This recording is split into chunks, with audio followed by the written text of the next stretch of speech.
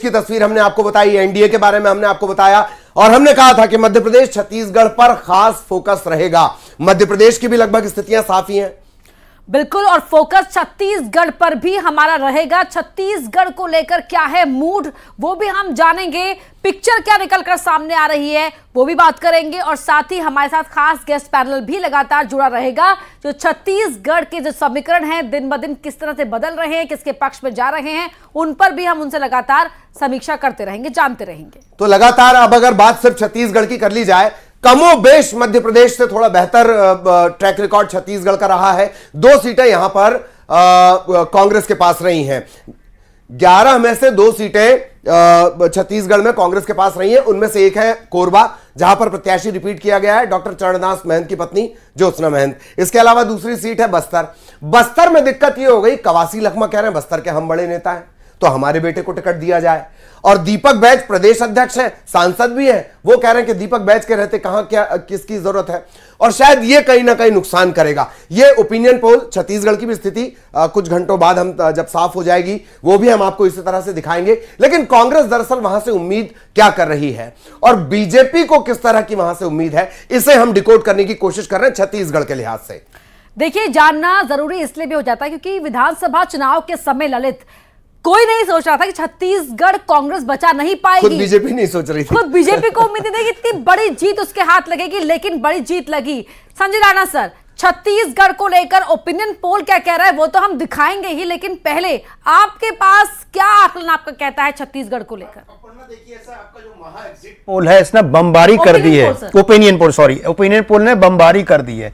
हमें समझ में आ रहा है कि विपक्ष दिख ही नहीं रहा है इसमें, और उसका कारण भी है। ऐसा नहीं कि ओपिनियन पोल कोई गलत है, ओपिनियन पोल एकदम सही है कि विपक्ष ने अगर कोई काम ही नहीं किया है तो बेचारे दिखेंगे कहां से। देखिए, समस्या क्या हो गई है कि विपक्ष विहीन भारत होते चला जा रहा है, और विपक्ष का होना मैं बार बार बोलता हूं बहुत जरूरी है, लेकिन विपक्षी नेता चाहे वो छत्तीसगढ़ हो, मध्य प्रदेश हो, देश का कोई भी प्रदेश हो, कहीं भी दिख नहीं रहा है जनता के सरोकार के लिए। आप किसी भी नेता से, आप पत्रकार किसी भी नेता से बात करेंगे वो 3 मुद्दे बात करेगा। बेरोजगारी बहुत बढ़ गई है, महंगाई बहुत बढ़ गई है, उनसे एक आंकड़ा पूछ लेंगे किसी को कुछ नहीं पता होता है। समस्या क्या होता है, टीवी डिबेट अलग होता है और जनता के बीच जाकर के उनकी भावनाओं को समझना अलग होता है। जब से राम मंदिर बना है, प्राण प्रतिष्ठा हुई है, आपको पता है कि तकरीबन जो एप्रिसिएशन रेट होता है जो मोदी जी का 10% ग्राफ बढ़ गया है। यानी 10% अगर उनका ग्राफ बढ़ा है तो कहीं ना कहीं वोटरों का भी झुकाव उनके पार्टी के प्रति और उनके प्रति बढ़ा होगा। तो ये जो समीकरण हो रहा है, राम मंदिर हो प्लस उनकी योजना हो, उनका नेतृत्व हो, कहीं ना कहीं समीकरण बना करके ये विपक्ष को मतलब विपक्ष विहीन बना देगा कहीं ना कहीं भारत में 2024 का चुनाव। और मुझे ये जो बम बरस रहे हैं, देख देख के बरस रहे हैं, आपके ये साजिश मेरे साथ हुई। खैर, राजीव चक्रवर्ती साहब हमारे साथ जुड़े हुए हैं, बेहद खास पैनल। अनिल सिंह चौहान साहब कांग्रेस नेता, स्वागत है सर आपका। के शर्मा साहब वरिष्ठ पत्रकार, आपका भी बहुत स्वागत। राजीव चक्रवर्ती जी, आपके पास मैं आना चाहूंगा।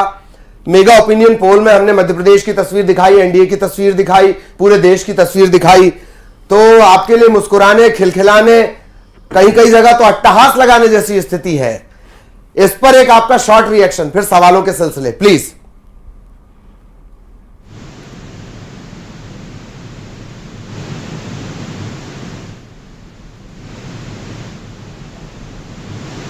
मेरा ख्याल है राजीव जी के ऑडियो में कुछ दिक्कत है। रंजीत प्लीज कर दीजिए, अनम्यूट कर प्लीज उसे थोड़ा सा चेक करवाएं।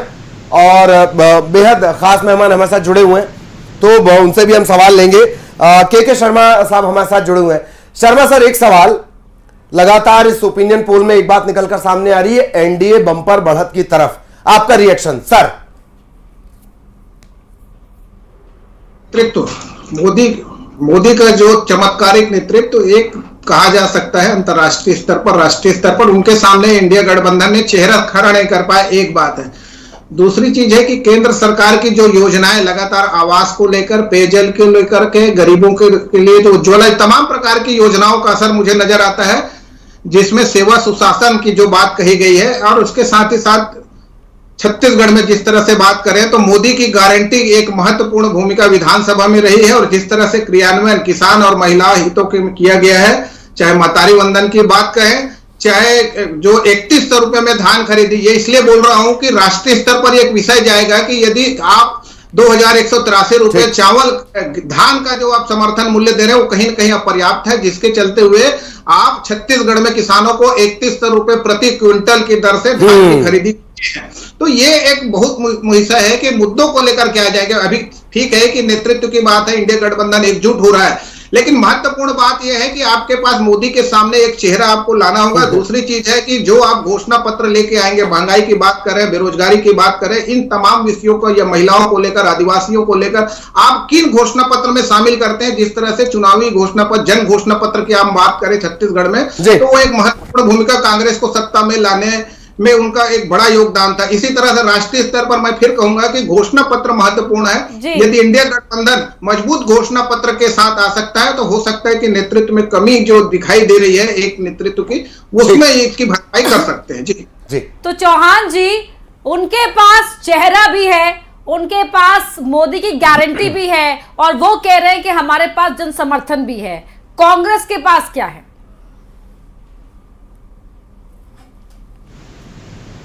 आप लोगों ने दिखाए थे। मैं समझता हूं कि लगभग 98% ओपिनियन पोल गलत और झूठे पाए गए। तो देखिए, ओपिनियन पोल से आप निर्णय नहीं कर सकते। दूसरी बात यह है कि अगर उनके पास मोदी जी का चेहरा है और धार्मिक उन्माद है, सीबीआई, ईडी, आईटी है, तो हमारे पास लोकतंत्र है, हमारे पास मूल्य है, हमारे पास हमारा समर्पण है जो आम लोगों के लिए है। तो आज राहुल गांधी भी भारतीय जनता पार्टी ने भाजपा में और देश में लोकतंत्र को खत्म किया, तो भारतीय जनता पार्टी छत्तीसगढ़ की बात करें तो आप देख लीजिए, सीटों का जो बंटवारा हुआ है उसमें भयंकर अंतरकलह की स्थिति है। इतनी जल्दबाजी में और इतनी तानाशाही पूर्वक और उन्मादक पूर्वक ये टिकट वितरण हुआ है। उसी तरह मुख्यमंत्रियों की जो घोषणा हुई है उसमें भी दिल्ली से जिस तरह से रिमोट कंट्रोल से सरकारें चल रही हैं, वो आम जनता समझ रही है कि कैसे प्रतिदिन लोकतंत्र की हत्या हो रही है। पत्रकारों की स्वतंत्रता के मामले में अंतरराष्ट्रीय स्तर पर आप देख लीजिए, 180 देशों में 156वें नंबर पर हिंदुस्तान आ गया। लेकिन कलह तो आपके यहाँ भी है। स्वतंत्रता है ना आम जनता को है। बस्तर किसको दे रहे हैं? लोकतंत्र का डेली चीरहरण हो रहा है। तो इस स्थिति में आप देखिएगा, जनता बड़ा आमूलचूल परिवर्तन करेगी। आप बैठे हैं, हम पूछ रहे हैं, आप बोल रहे हैं, आप कह रहे हैं लोकतंत्र का चीरहरण हो रहा है। चौहान साहब रुकिएगा प्लीज, राणा साहब प्लीज, आप एक कमेंट, फिर राजीव चक्रवर्ती जी। चौहान साहब आएंगे आपके पास। अरे आएंगे चौहान साहब। कितने दल बचे हैं बताइए बोलने वाले? चौहान साहब आएंगे आपके पास। खत्म, अभी साहब सुन रहा था मैं, बोल रहे थे विपक्ष खत्म हो जाएगा जब आप ईडी, आईटी के माध्यम से मुख्यमंत्रियों को जेल भेजेंगे। चलिए चौहान साहब, दूसरों को भी ले ले। देखिए डिबेट में लोकतंत्र खत्म हो रहा है। रुक जाइए प्लीज,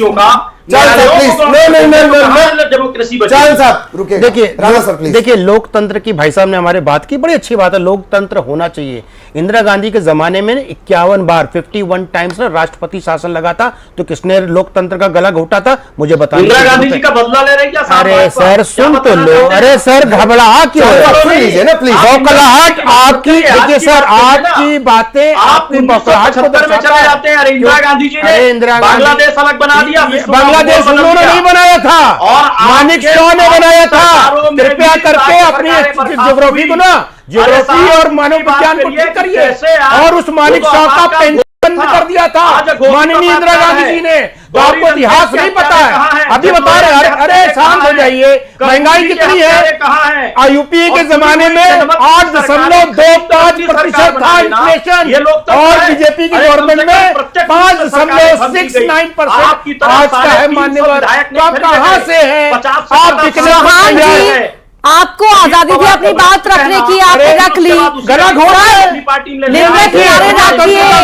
रहे, सुन भी लीजिए सर, पूरा मौका मिला आपको अपनी बात कहने का। अब सामने वाले की बात भी सुन लीजिए, तभी तो जवाब दे पाएंगे ना। देखिए अपना सिंपल सी बात है, आदमी जब झलझलाता क्यों, जब बौखलाता कब है? जब हारता है। तो इनके पास कहने के लिए कोई तथ्य नहीं है, तो क्या है ईडी सीबीआई आता ही? बताइए, आपको चोरी करने का अधिकार दिया है किसी ने? क्या आप चोरी भी करो, आप पे कार्रवाई भी ना हो? आप चोरी किए तभी तो कार्रवाई हो रही है, और आपको लगता है कार्रवाई गलत हो रही है। सारे चोर सर सुन तो लो, सर सुन तो लो, आपके पास कोर्ट है, हाई कोर्ट, सुप्रीम कोर्ट, सारे कोर्ट है ना।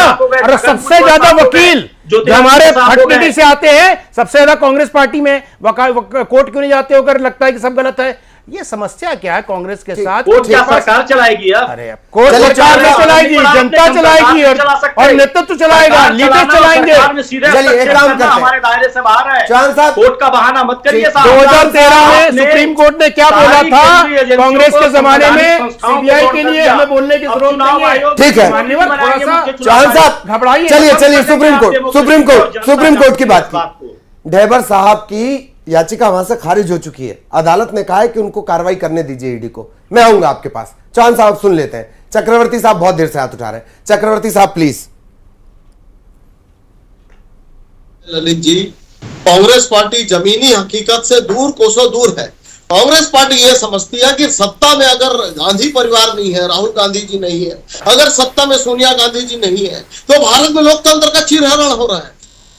आपने कौन सा लोकतंत्र? अभी अभी हमारे भाई साहब ने कहा है कि 51 बार, लगभग 94 बार इसी राम मंदिर आंदोलन के दौरान मध्य प्रदेश की चुनी हुई सरकार, उत्तर प्रदेश की चुनी हुई सरकार, राजस्थान और दिल्ली की सरकार को कांग्रेस पार्टी ने 1 सेकंड में उसे भंग कर दिया। सरकार को क्यों भंग कर दिया? कानून व्यवस्था की स्थिति अच्छी नहीं है। अरे राम मंदिर का आंदोलन चल रहा है, कानून व्यवस्था अपनी जगह है। जबरदस्ती पटवा जी की सरकार, भैरव सिंह शेखावत जी की सरकार, चलिए प्रेजेंट पे आते हैं। खास कर दिया। और वो कांग्रेस पार्टी आज कहती है कि राम मंदिर तो अदालत के निर्णय में। कौन से आप आंदोलन में साथ में थे? कौन से आप तो रोड़े अटकाते रहे? तो आज यदि राम मंदिर बना है तो उसका श्रेय भारतीय जनता पार्टी को जाता है। आज यदि लोकतंत्र की जड़ें मजबूत है, पंचायती राज में लाखों करोड़ों रुपए दिए जा रहे हैं न्यायालय को नहीं जाता, जल के नाम से, तो आज चलिए जनता पार्टी के लिए। और अभी ललित जी जो आपको बोलने नहीं दूंगा आगे। अनिल जी आपको नहीं चौहान साहब ये बात गलत है। सुन लीजिए पहले सुन लीजिए चक्रवर्ती साहब डिबेट को। आप चुपचाप सुन लीजिए। आपके समय मैं हाँ बोलिए सुन रहे हैं आपको। चौहान साहब ने थोड़ी देर के लिए शांति अख्तियार कर ली, बोलिए। तो भारतीय जनता पार्टी हमेशा जनता जनार्दन के बीच में रहती है। कोविड काल में भी 2 वर्ष में हमने लंगर लगाया, हम लोगों को सूखा राशन देने की कोशिश किए। ठीक। जब जहां पे जो जरूरत पड़ी, केवल राजनीतिक पार्टी नहीं है भारतीय जनता पार्टी। भारतीय जनता पार्टी लगातार हर हालत में जनता जनार्दन के साथ रहती है। चुनाव के समय भी हम जनता के संपर्क में रहते हैं।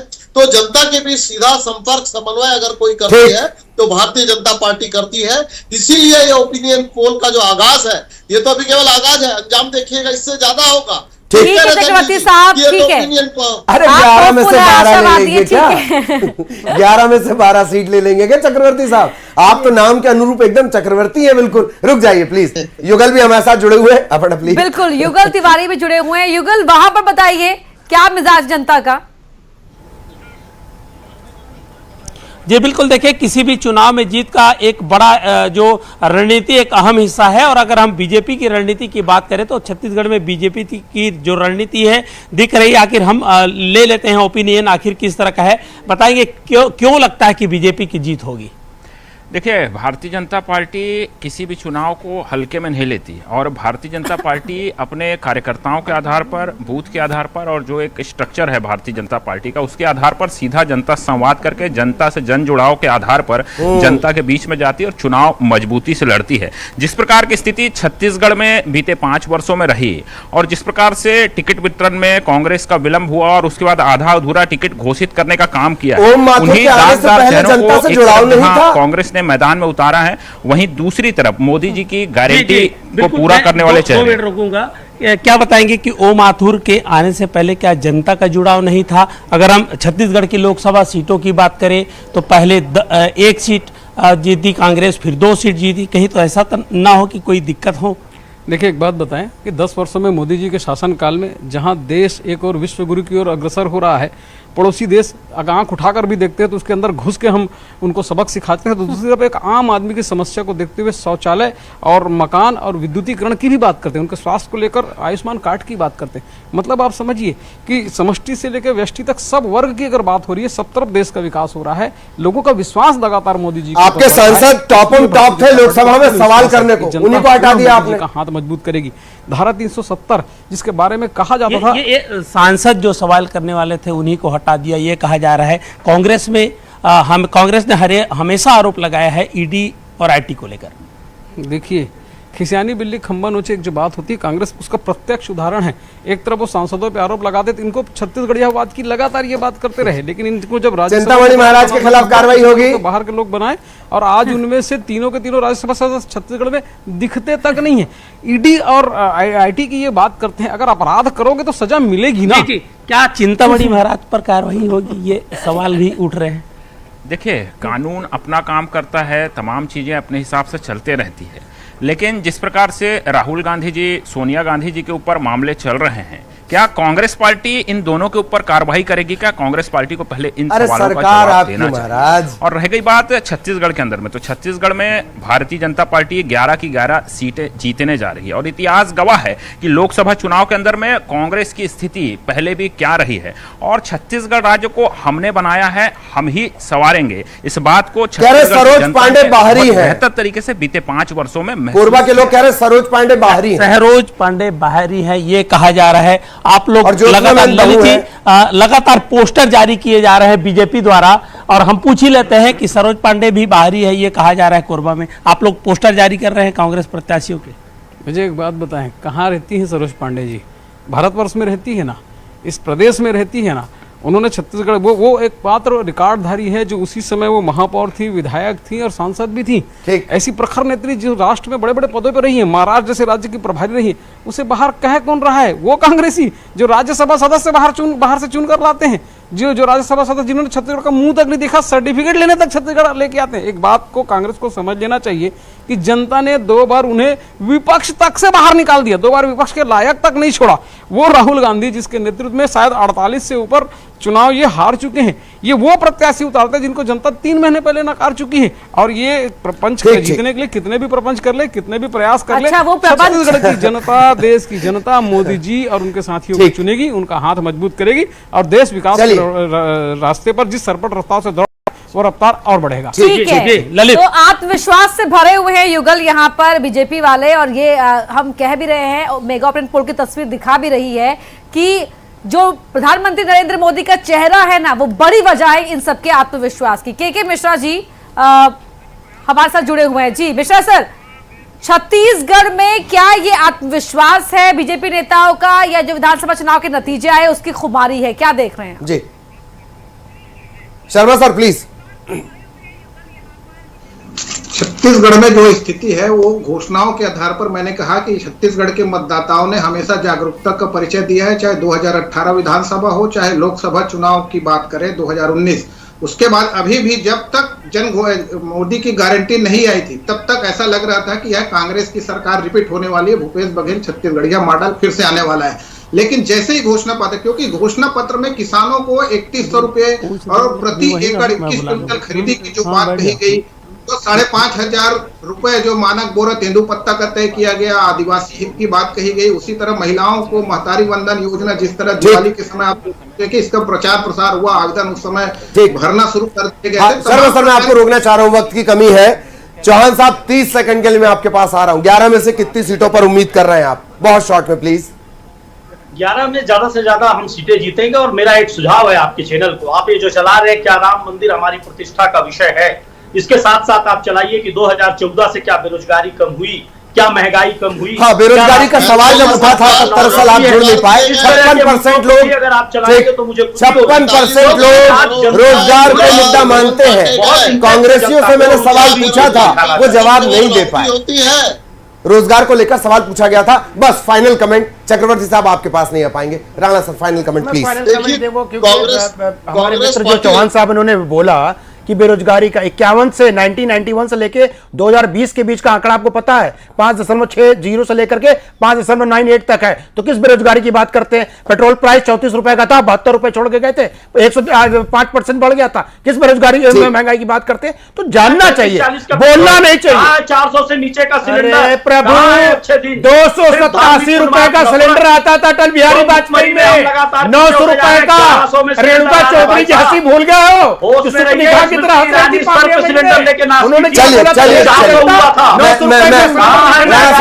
लेके प्लीज। अरे चौहान साहब ऊर्जा बचा के रखिए, आपके जैसे ऊर्जावान कार्यकर्ताओं की छत्तीसगढ़ में बहुत जरूरत है।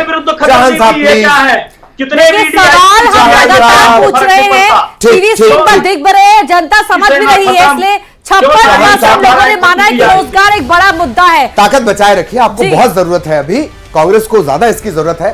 बहुत बहुत शुक्रिया, बहुत अच्छा पैनल हमारे साथ जुड़ा रहा। अंग्रेजों मैं आपको प्लीज चांस हम नहीं। तो इसी तरह से शोर शराबे चलते रहेंगे, अभी चुनाव का वक्त भी है। मौसम चुनावी है, यार एक छोटे से ब्रेक लें।